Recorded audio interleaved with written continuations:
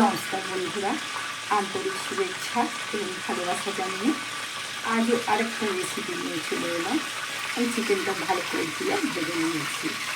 আলুটার লবণ হলুদ মাখিয়ে ভালো করে ভেজে নিয়েছি। তো তেজপাতা দিলাম, একটা বড় এলাচ ফাটিয়ে দিচ্ছি,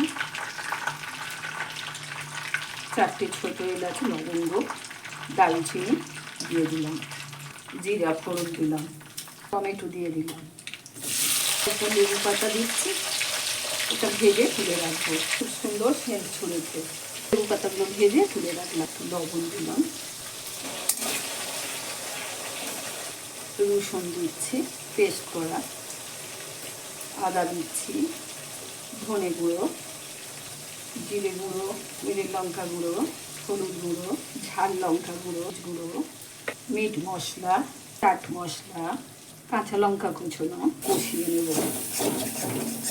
কষানো হয়ে গেছে, একটা পেঁপে দিয়ে দিলাম, টক দই দিয়ে দিলাম। এবার টক দইটা দিয়ে কষিয়ে নেব। কি সুন্দর তেল ছেড়ে দিয়েছে। চিকেনটা ভেজে রেখেছি দিয়ে দিলাম, একটু কষিয়ে নেব। লবণ দিচ্ছি পরিমাণ মতন। আলুটা একদম ছাঁকা তেলে ভেজে নিয়েছি। আলুটা দিয়ে একটু কষিয়ে নেব। চাপা দিয়ে দিলাম। অন্য দিকের গ্যাসে আমি একটু গরম জল বসিয়ে দিচ্ছি।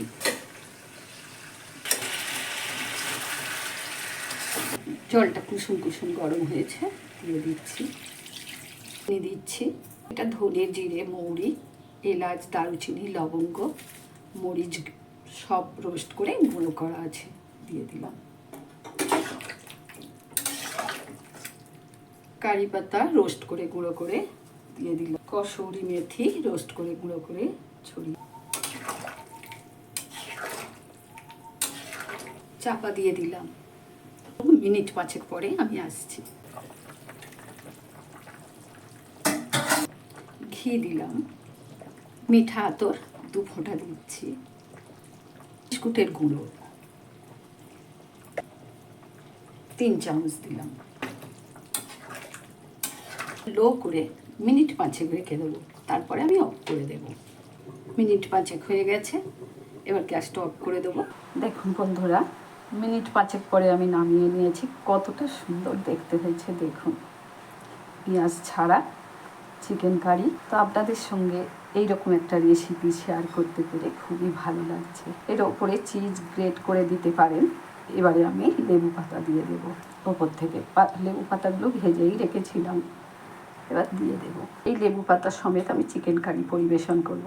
তো আজকের মতন পেঁয়াজবিহীন চিকেন কারি রেসিপি শেষ করলাম।